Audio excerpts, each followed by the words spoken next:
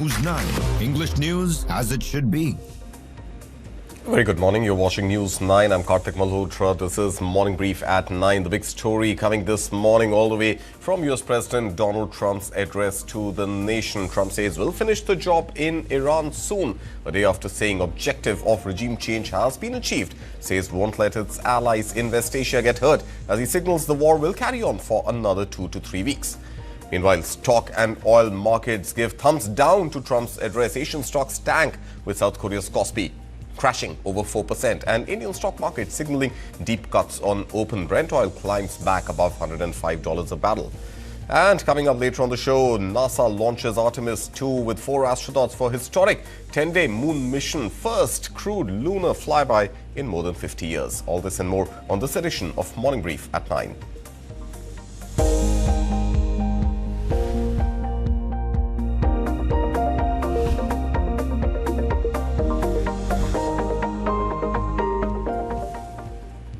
This is Morning Brief at 9 this Thursday morning. A quick look at the headlines. In his first nationally televised address since the conflict began, U.S. President Donald Trump warns of massive escalation, vows to strike Iran extremely hard, and threatens to push the country back to the Stone Ages within weeks. Trump further says U.S. is nearing completion of core strategic objectives in Iran war, signals potential turning point after weeks of intense military operations.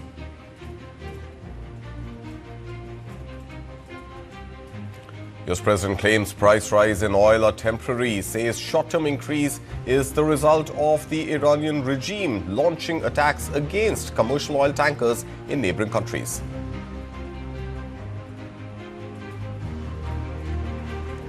Iran's President Masoud Pezeshkian says Iran harbours no enmity towards ordinary Americans, rejects Trump's ceasefire claim amid rising tensions.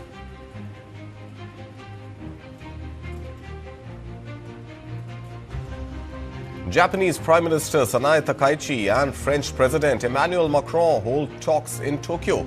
Push for end to Iran conflict, call for reopening of Strait of Hormuz amid rising energy crisis. Crude price surges after U.S. President Donald Trump's address does little to ease concerns over the closure of the Strait of Hormuz, with Brent topping $105 a barrel and WTI above $103 a barrel.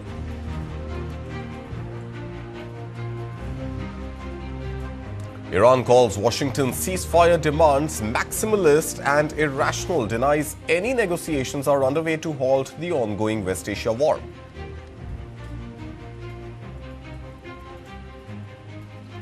Four astronauts blast off aboard a NASA rocket on a mission around the moon, marking the first crewed lunar flyby in more than 50 years.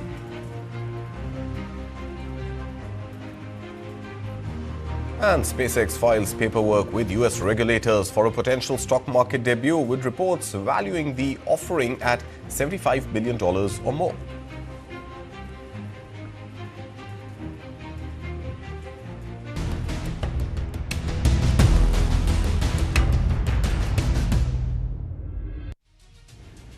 Let's begin first with U.S. President Donald Trump, who told Americans that Iran is really no longer a threat in his first nationally televised address since the start of the conflict in West Asia. Speaking after 32 days of U.S. military operations, Trump said American forces had destroyed Iran's Navy and Air Force and weakened its ballistic missile and nuclear capabilities. Now, speaking on the ongoing tensions, Trump said that American forces are on track to achieve their objectives very shortly, indicating that military plans are already in motion. We have all the cards, they have none. It's very important that we keep this conflict in perspective. American involvement in World War I lasted 1 year, 7 months, and 5 days. World War II lasted for 3 years, 8 months, and 25 days. The Korean War lasted for 3 years, 1 month, and 2 days. The Vietnam War lasted for 19 years, 5 months, and 29 days. Iraq went on for 8 years, 8 months, and 28 days.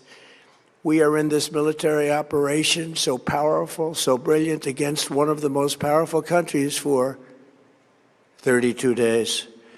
And the country has been eviscerated and essentially is really no longer a threat.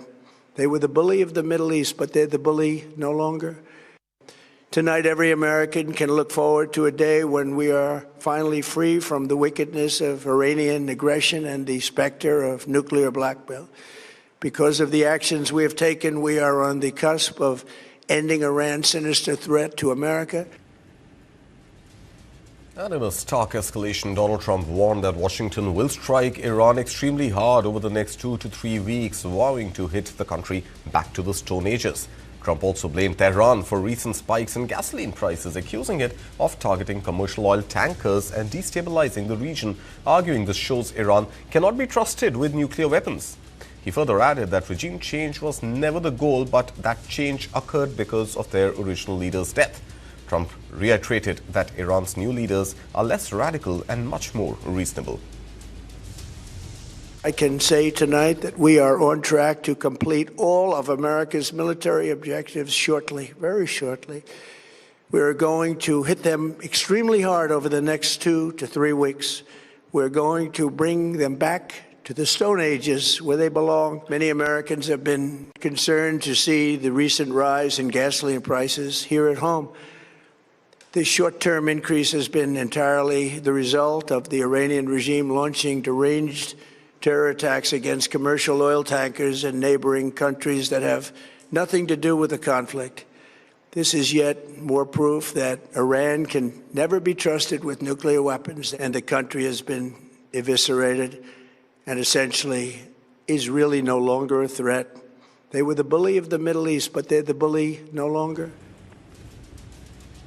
And the U.S. President also said that Washington's core strategic objectives in the Iran war are nearing completion, indicating a possible turning point in the conflict.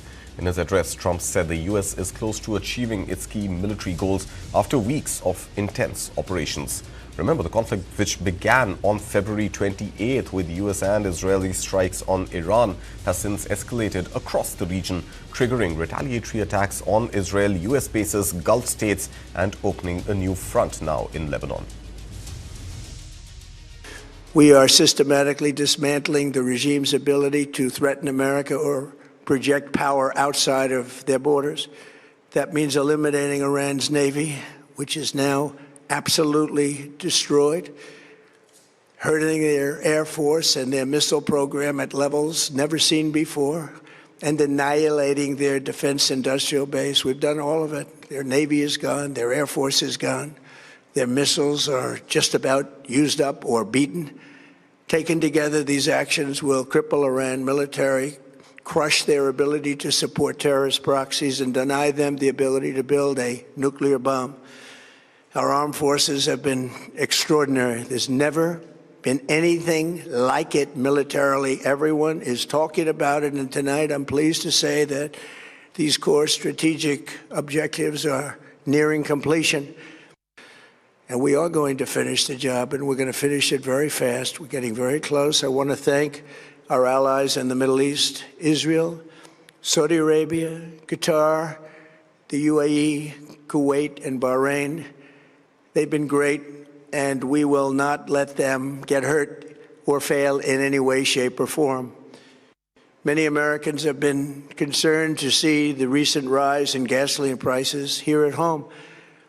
This short-term increase has been entirely the result of the Iranian regime launching deranged terror attacks against commercial oil tankers in neighboring countries that have nothing to do with the conflict. This is yet more proof that Iran can never be trusted with nuclear weapons. They will use them, and they will use them quickly.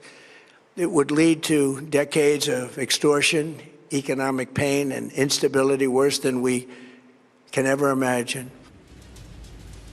Trump also said that the hard part of the Iran war is over, expressing confidence that the Strait of Hormuz will open up naturally once the conflict ends.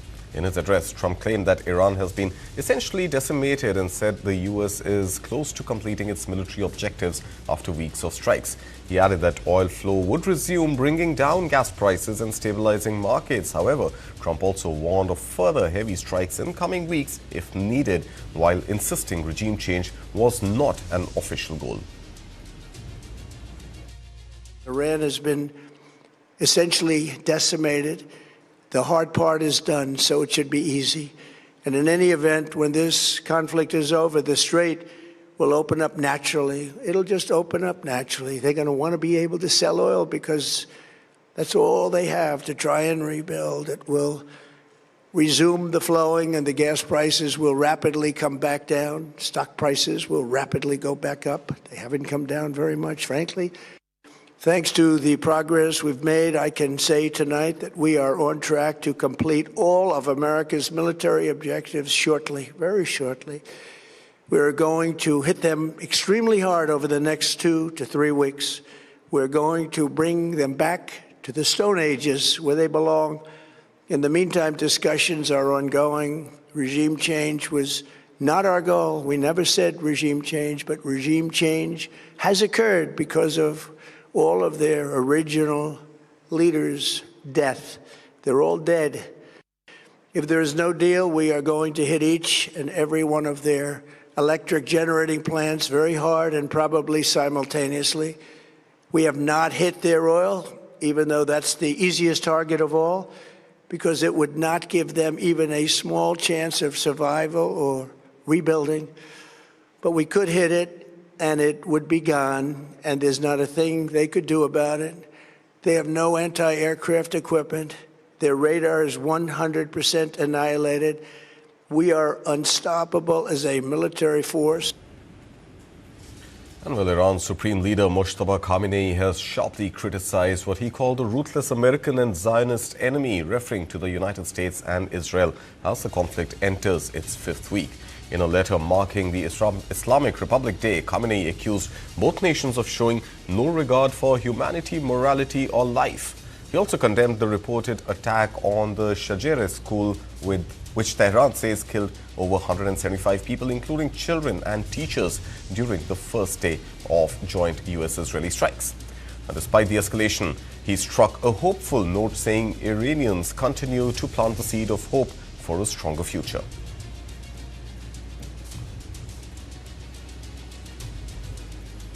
Meanwhile, Iran's President Masoud Pezeshkian has reached out directly to the American public, saying Iran harbors no enmity towards ordinary U.S. citizens, even as tensions between the two countries remain high. In a letter shared on social media, Pezeshkian accused Washington of distorting Iran's image, arguing that portraying the country as a threat does not match historical reality or present-day facts. He maintained that Iran's actions are rooted in self-defense. The Iranian leader also took aim at the U.S. military presence in the region, pointing to past American interventions as a key reason for deep mistrust. The message comes at a time of escalating conflict involving Iran, the United States and Israel, disrupting global energy markets and raising fears of a wider confrontation.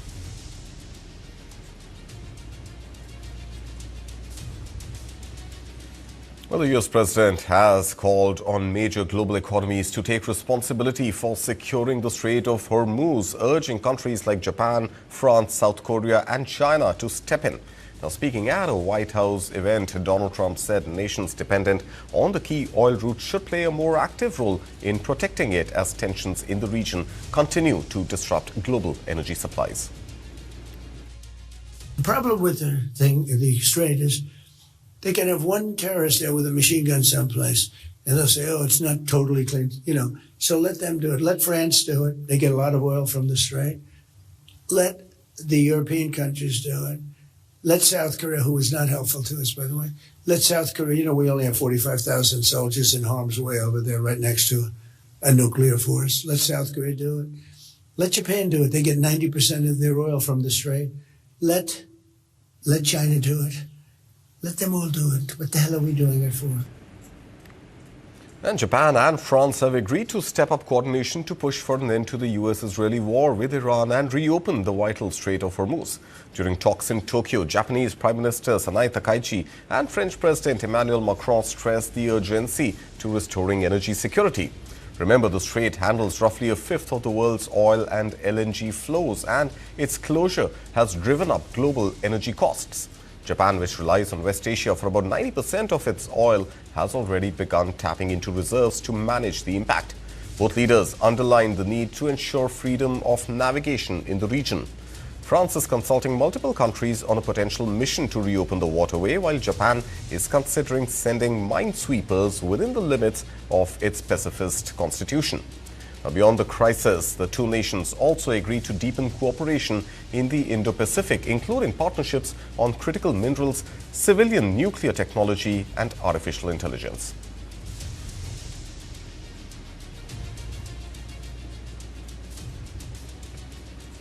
Meanwhile, UK Prime Minister Keir Starmer has said rising global instability driven by conflict in West Asia is reinforcing the need for Britain to deepen ties with the European Union. Speaking on Wednesday, Starmer argued that closer cooperation on security and economic matters is crucial, especially after criticism from U.S. President Donald Trump. He also took aim at the 2020 Brexit deal negotiated by the previous Conservative government, saying it had caused deep damage to the UK economy as his Labour administration pushes for a reset in relations with the European Union.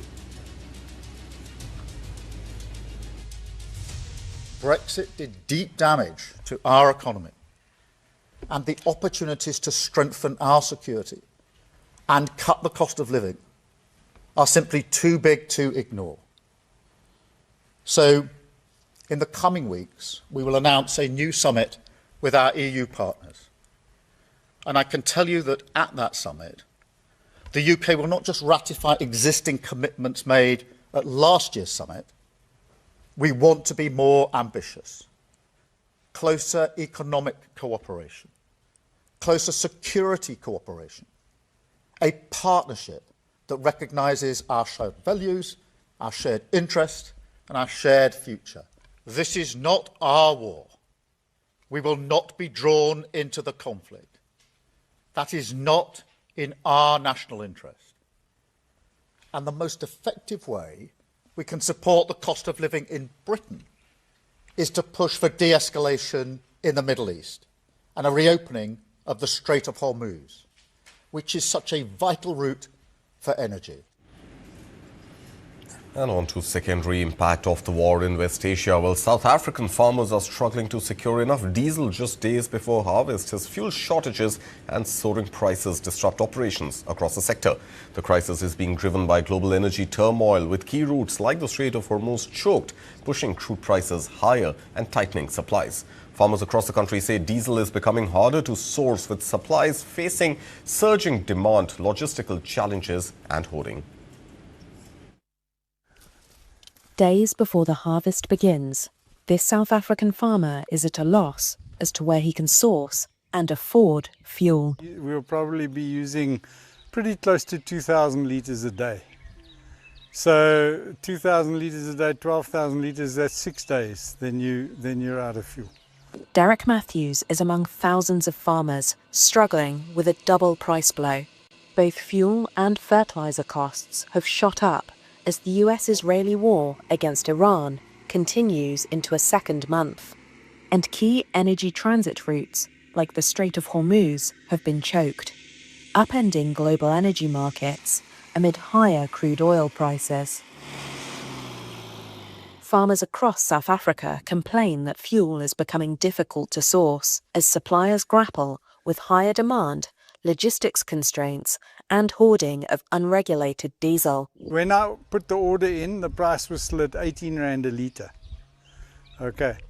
The supplier has not been able to deliver for me.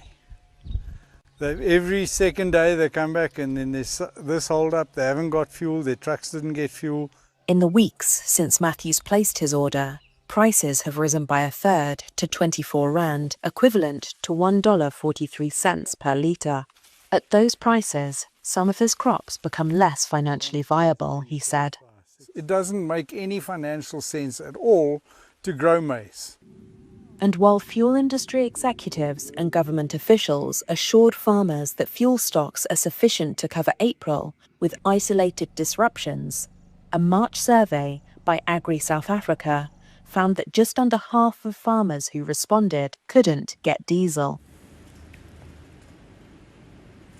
Shipping disruptions linked to the Iran war have left around 8 million kilograms of tea stranded in warehouses at Kenya's port of Mombasa, threatening export earnings and farmer incomes. The backlog comes as key global routes, including the Strait of Hormuz, face ongoing disruption, slowing shipments to major markets. Kenya, which exports roughly 100 million kilograms of tea annually to West Asia, is now beginning to feel the impact as delays ripple through global trade. 8 million kilograms of Kenyan tea is stuck in port warehouses as disruption to shipping routes linked to the Iran war continues, according to the East Africa Tea Traders Association. Tea farmers like Alex Macharia are worried about the impact. This tea subsector actually supports around millions of people in Kenya, actually small-scale farmers. And so if this war continues, we see so many people going hungry, children dropping out of school, and people skipping meals. Kenya exports an average of 100 million kilograms of tea annually to Middle East markets. Widespread disruption to global shipping through channels like the Strait of Hormuz is starting to hurt. George Omuga is the managing director of the association that runs the Mombasa tea auction. He said losses since March 1st were piling up to the tune of $8 million per week. The Middle East takes an average of 20-25%, buys an average of 20-25% from this auction. And Pakistan, which also neighbors Iran, buys 40%. So we are talking about a market share of 65%. So should this war continue, then the impact, the negative consequences will be more severe to the tea trade and tea value chain players.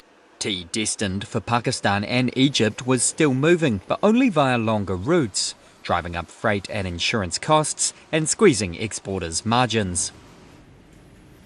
Right, we will slip into a very short break, but there are more than just tea leaves to be read in the Iran war. The impact on stock markets is proving to be catastrophic. We will bring you a perspective on that after the break, as the Sensex has opened 1,400 points down.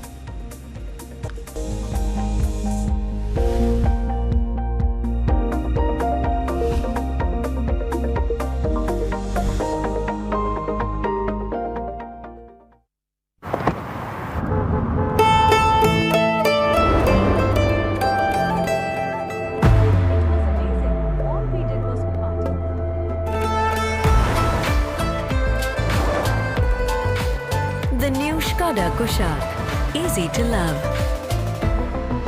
Skoda. Ahead of 2026 West Bengal Assembly election, polarization in West Bengal sharpens. TMC सरकार के जाने का countdown शुरू हो चुका है. There are three prime issues: citizenship, border, identity. Is it the Nirmam Sarkar versus May J. Babu? যতই করো হামলা জিতবে কিন্তু Bangla. Who will retain the throne in West Bengal?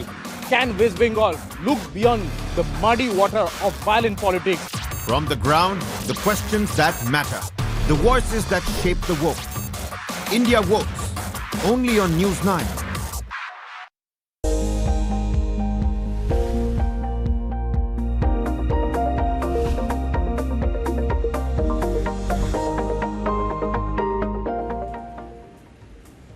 You're watching Morning Brief at 9 right here on News 9. Wall Street closed higher on Wednesday, led by strong gains in Alphabet and other major stocks as optimism grew over a possible easing of West Asia tensions. But of course, markets had closed well before Donald Trump addressed the nation, which has sent shivers down stock markets across the world. Well, before Donald Trump's speech, the S&P 500 gained nearly 0.75%, while the Nasdaq jumped over 1%, reflecting investor confidence.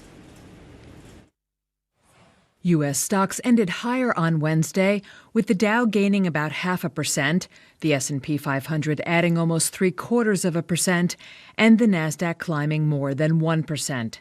President Donald Trump told Reuters on Wednesday that the U.S. will be out of Iran pretty quickly and could return for, quote, spot hits if needed.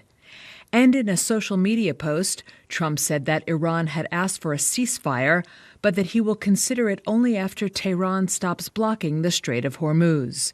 Iran denied that it made any such request. Sam Stovall, chief investment strategist at CFRA Research, noted that while stocks climbed on Trump's remarks, Wednesday's rally was more muted than the prior session's sharp gains. We still have a fairly high average oil price, WTI oil price, for 2026, mainly because of the uncertainty as to whether the Strait of Hormuz will be opened relatively quickly.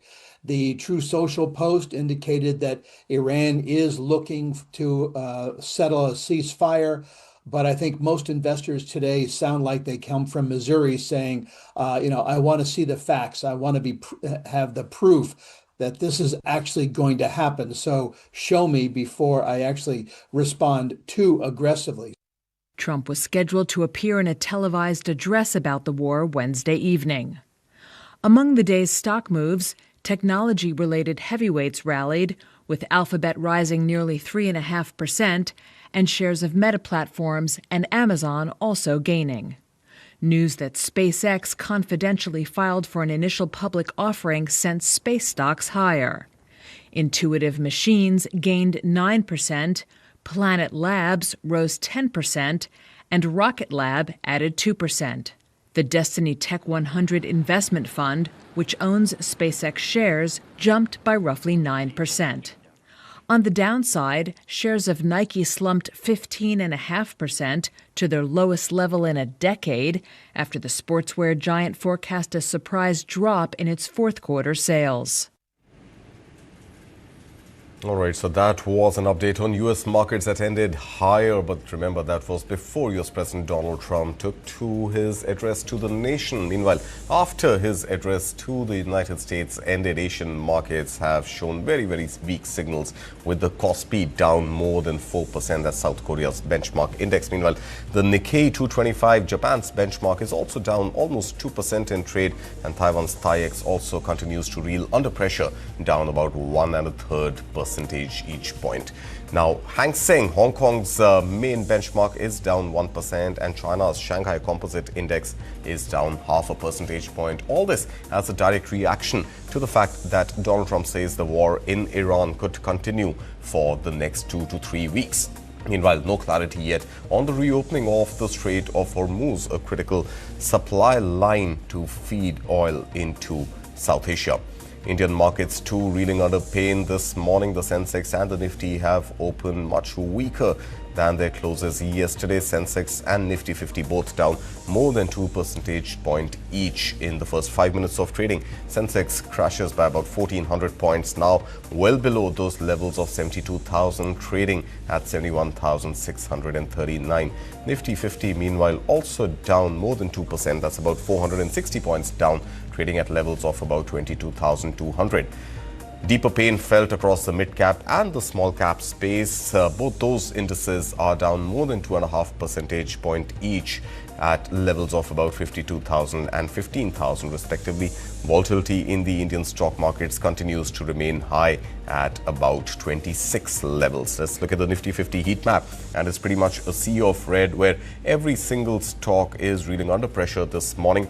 Remember, this is dramatically opposite to what we saw in the opening yesterday, with pretty much every one of the Nifty 50 stocks in the green. But this morning, the tables have turned completely, barring just HCL Tech, which is in the positive territory this morning. All other 49 out of 50 stocks on the Nifty 50 are in deep reds this morning. Let's put this, as well as U.S. President Donald Trump's speech, into perspective with Kranti Vathini, equity strategist at Wealth Mill Securities, who joins us this morning. Good morning, Kranti. Well, one was hoping that there would be some twist in the tale when it comes to Donald Trump's address to the nation, but pretty much rhetoric, now newly spun, not really giving any hope to markets across the world, especially Asia. Yeah, good morning, Karthik. The markets are right now, we can see the exact reversal to what we witnessed yesterday. President Trump address to the nation and to the world. In fact, every nation is keenly observed his speech. But by and large, there is nothing new. There is some kind of anticipation what kind of measures he is going to take with respect to the war is concerned, and he is not able to address how long the war is going to continue. In fact, he created more uncertainty to the market at this point of time. That's where the markets are responding in a very negative way at this point of time. We need to wait and watch. We are just 32 days into the war. That's what the President Trump's speech is right now, his address is. So is it's going to be a prolonged thing or not? Everybody crossed their fingers again. His speech created more confusion to the investors again. That's how the market is responding at this point of time. Right, more confusion and potentially more negativity as well, because the comparisons that President Trump drew to the war in Iran with the war in Iraq, which lasted, as per Trump, 8 years, 8 months and a few days, and of course all the other World War comparisons that he made, doesn't give investors a clear signal on whether this 32 days is going to become 50 days, 60 days or 600 days. Absolutely, Karthik. That's where the markets are concerned at this point of time. Yesterday, the market mood was everything is okay. The war is going to end. That was the mood of the market yesterday morning at the same point of time. But today it is something different. It is completely 360 degrees reversal to what the market was anticipating yesterday. And we can see the entire Asian markets are under pressure at this point of time. And definitely markets are under the clutches of bears at this point of time.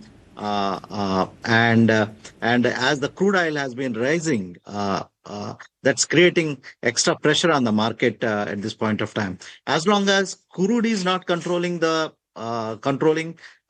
oil prices are is not coming under the control, at least below $100 per barrel, Indian markets is going to face the extra pressure in the medium to short term.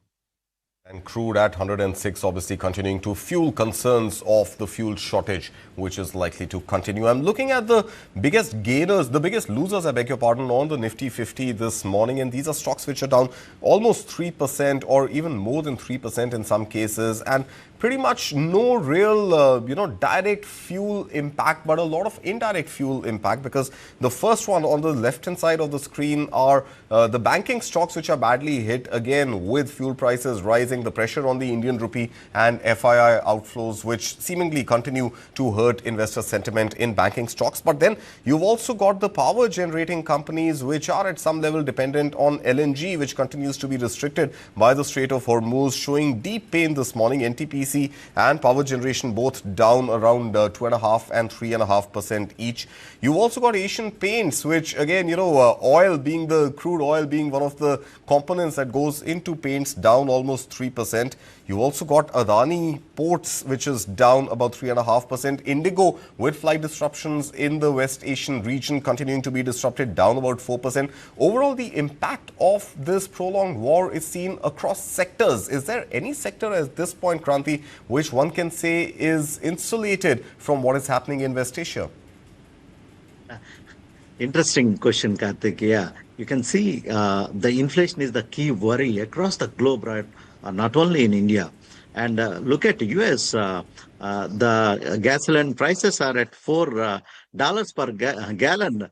But India is quite stable thanks to the elections, upcoming elections. We need to see whether the same kind of trend is going to continue after the election or not. But in the retail market, the fuel prices are stable for the consumers are concerned, retail publics are concerned. So right now, the worry across the globe is, even look at South Korea. They're having restrictions on the traffic and the movement of vehicles are concerned. But India has not witnessed any kind of such things at this point of time. We need to wait and watch how this entire episode is going to be. But any increase in the crude oil prices, it's going to have a cascading effect on a majority of the stocks. To directly come to your question, what are the sectors that got insulated from the rising crude oil prices? Is one thing is the healthcare.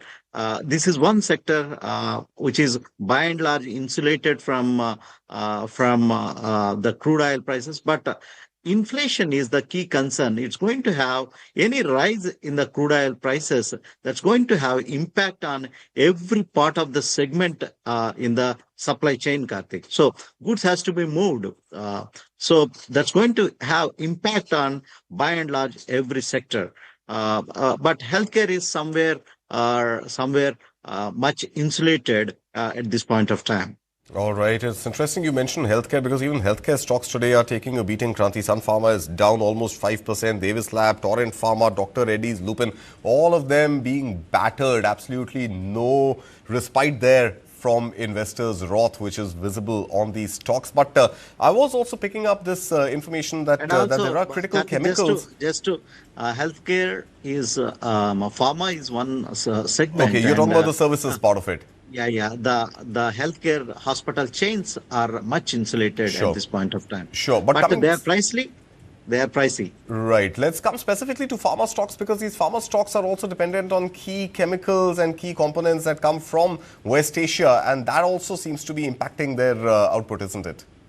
Absolutely. Any rise in the key, in the fuel prices for the manufacturing of pharmaceutical, it's going to have impact. And also there is some kind of news this morning, some kind of imposition of tariffs on pharma that has been floating. It's not a confirmed news at this point of time.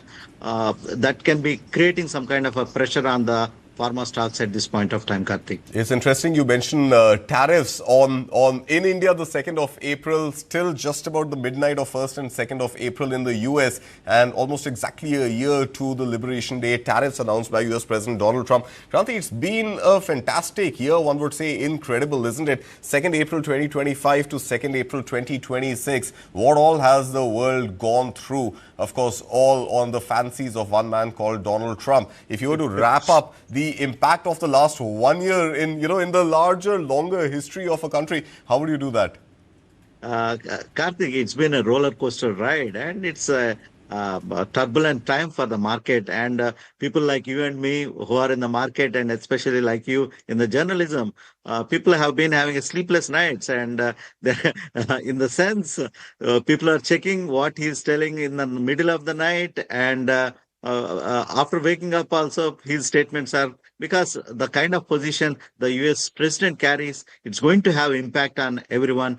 But these are the lifelong memories we can carry on till our old age.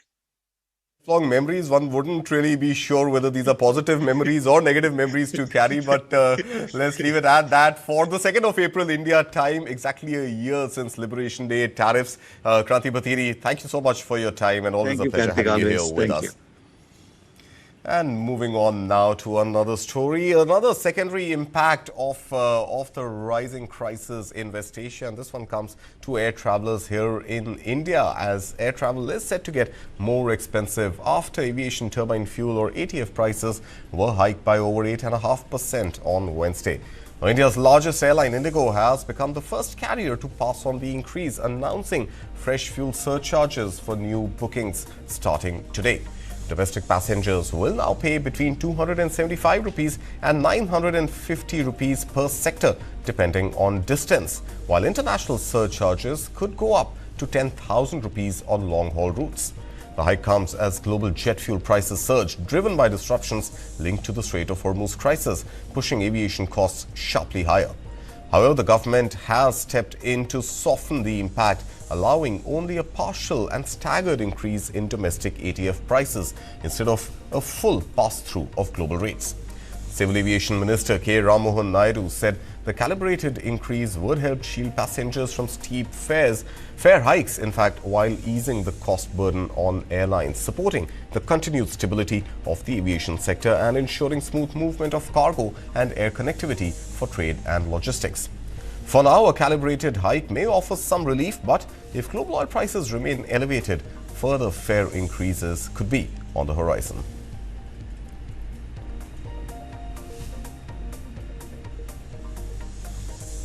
And time for a very short break. When we come back, a lot more to catch up on, especially NASA's launch of Artemis 2, the first lunar flyby mission in 50 years. We'll bring you those visuals after this break.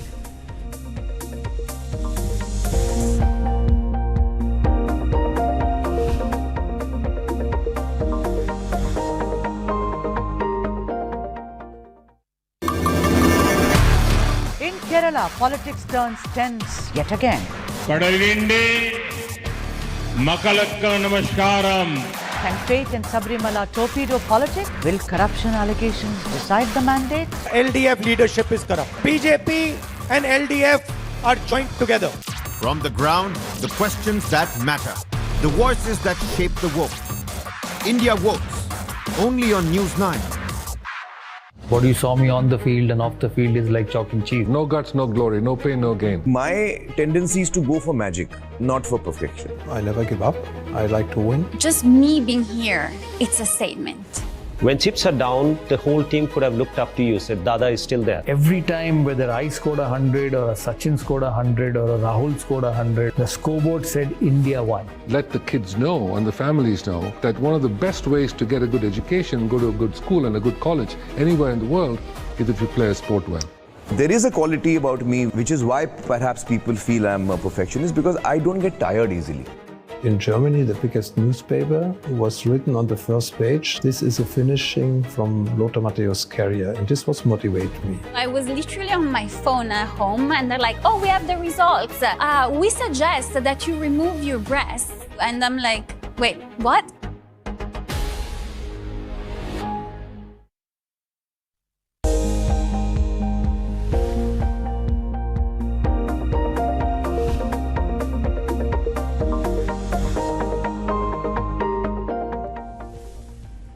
Welcome back. You're watching News 9. This is Morning Brief at 9. Well, in a historic moment for space exploration, NASA successfully launched 4 astronauts on the Artemis 2 mission, marking the United States' most ambitious step yet toward returning humans to the moon.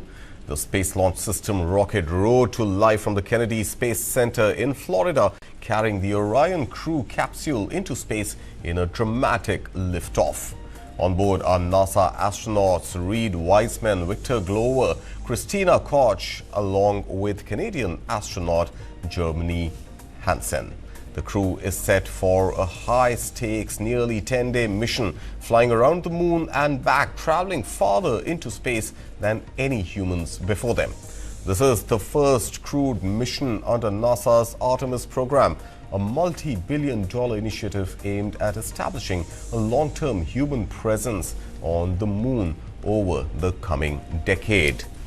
A giant leap toward humanity's return to the moon. Let's take a look at the moment Artemis 2 was launched from Cape Canaveral, Florida. 4, 3, 2, 1. Booster ignition. And liftoff of Artemis 2, now bound for the moon. Good roll pitch. Roger, roll pitch. Houston now controlling the flight of integrity on the Artemis 2 mission around the moon. Integrity, AMT high. AMT high. And from one spacecraft to another, Elon Musk's SpaceX has confidentially filed for a U.S. IPO and initial public offering in a move that could lead to the largest stock market listing on record. Sources say the filing has been made quietly with regulators as the company prepares for a potential blockbuster debut.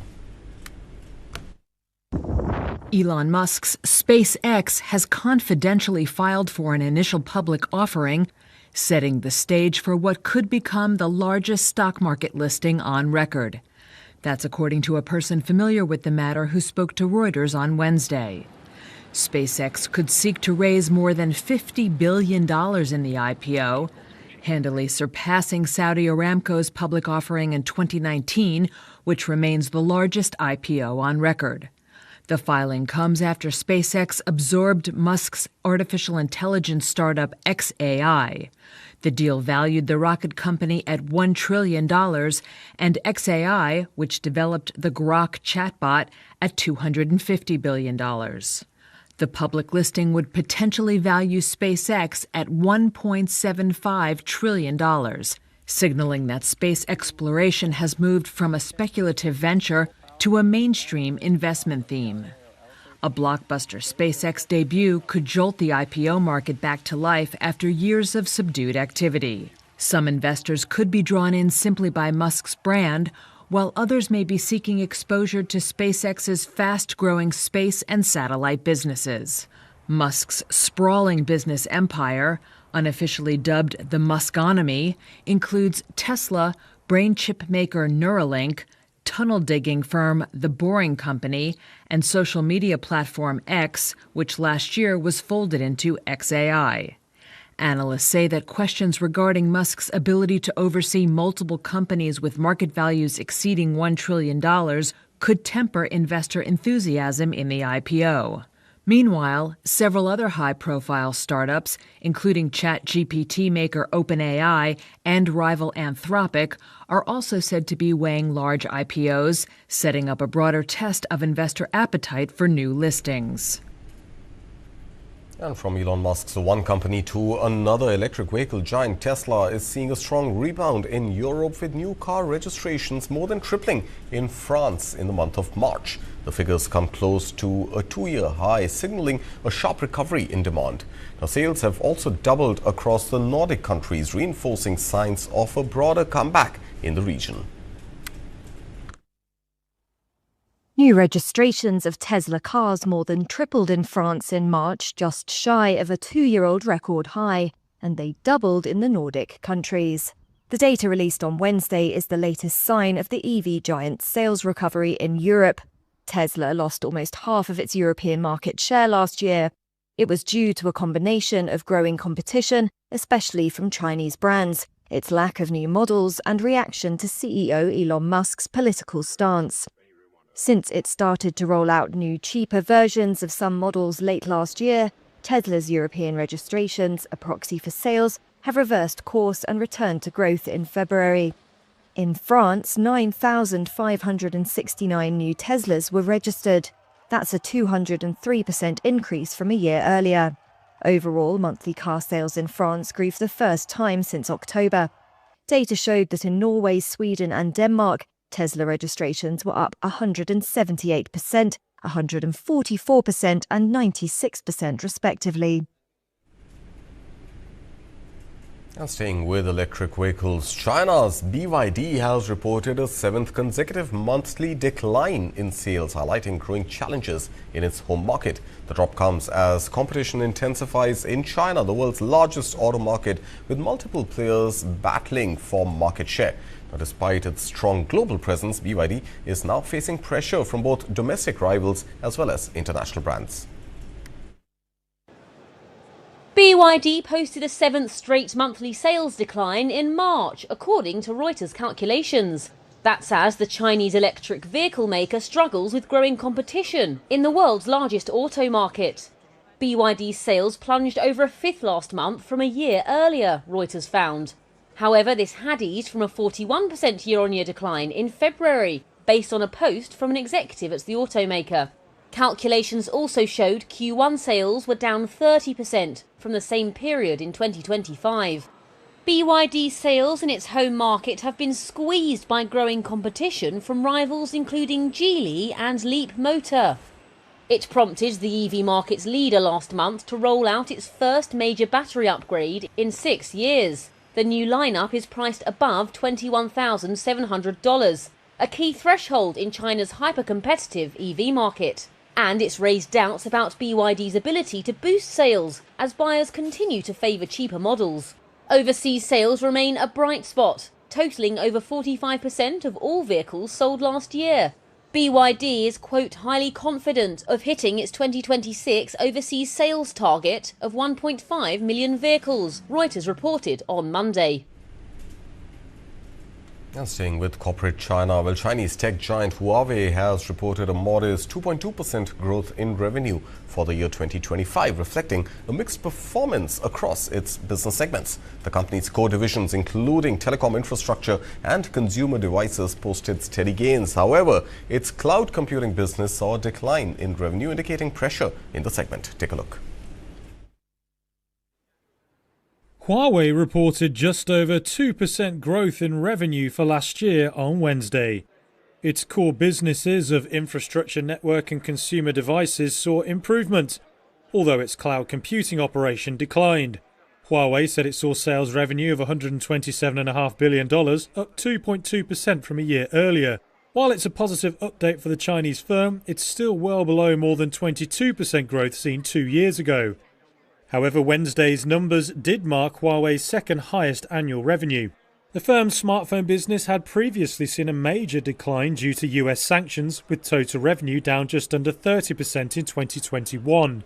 But last year was the fourth consecutive year of growth since that low point. Revenue from Huawei's consumer unit, which includes smartphones and other digital devices, rose 1.6% to $50 billion. While its information and communication technology infrastructure segment, the largest revenue contributor, posted 2.6% growth in sales. But its smaller cloud computing business reported a 3.5% drop in revenue. And back in the United States, U.S. President Donald Trump has sharply criticized the Supreme Court following arguments on his controversial move to restrict birthright citizenship. Speaking at the White House, Trump questioned the court's handling of the case and accused justices appointed by Democratic presidents of bias. Now, the case now sets up a crucial legal battle with potential to reshape long-standing interpretations of birthright citizenship under the U.S. Constitution. Let's first listen in to the U.S. President. I didn't realize it's the first time in history that a president went to the Supreme Court. I was really surprised to hear that. And Supreme Court's not been acting very well, actually. It was today on birthright citizenship. How did it finish up? Who knows, right? That's the problem. You never know. You know with the Democrats, because a Democrat appointment always votes, no matter what. You could have the greatest case in history. You could have a case where the person you're suing admits they're guilty. And if you're in front of a Democrat judge, she'll overturn that admittance. Now, it's very unfair. Republicans, judges, and justices, they always want to show that they're independent. I don't care if Trump appointed me. I don't care. If it doesn't make any difference to me, I'm voting against him because they want to show their independence. Stupid people. And with U.S. President Donald Trump present in court, Supreme Court justices signaled clear skepticism over his directive to restrict birthright citizenship. During the hearing, justices from both conservative and liberal benches raised tough questions probing the legal validity and real-world implications of the executive order. Unrestricted birthright citizenship contradicts the practice of the overwhelming majority of modern nations. It demeans the priceless and profound gift of American citizenship. It operates as a powerful pull factor for illegal immigration and rewards illegal aliens who not only violate the immigration laws, but also jump in front of those who follow the rules. Are you suggesting that when a baby is born, people have to have documents, present documents? Is this happening in the delivery room? How are we determining when or whether a newborn child is a citizen of the United States under your rule? And finally, developers working on U.S. President Donald Trump's presidential library have unveiled an ambitious vision featuring a towering structure planned for Miami. The concept, shared by Trump through an AI-generated video on social media, showcases a grand design with a gold-themed entrance and a striking escalator. We leave you with a closer look at the vision. U.S. President Donald Trump has shared a first look at what he says is the design of his future presidential library. In a social media post late Monday, Trump posted what appears to be an AI-generated video showing a towering skyscraper concept in Miami, Reuters confirmed parts of the video were created using Google's AI models. The footage imagines a dramatic design, including a gold entrance and replicas of famous spaces of the White House. Speaking to reporters Tuesday, Trump said the building housing the library will also, quote, most likely include a hotel, along with, quote, a 747 Air Force One in the lobby. He said that construction would start after he leaves office. Presidential libraries are typically built to preserve records and historical materials. But for Benjamin Hofbauer, professor at the University of Louisville, they serve another purpose. They're basically temples of spin. They're all presenting the positive views of the presidents. That sometimes changes over time, but most of the time they're just all of them. It's not just Trump. Presidents do use these to try to reshape their image. So for instance, Carter is a good example.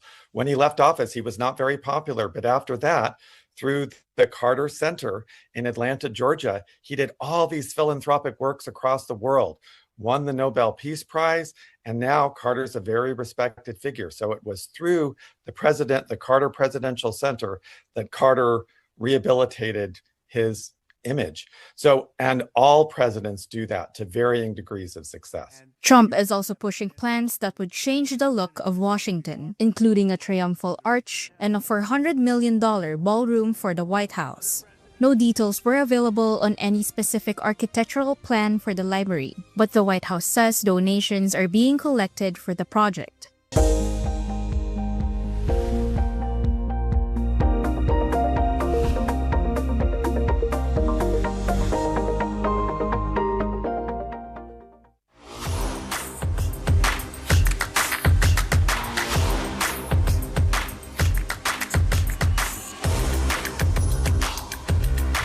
This is India's #1 news network, and you're watching News 9, English news as it should be.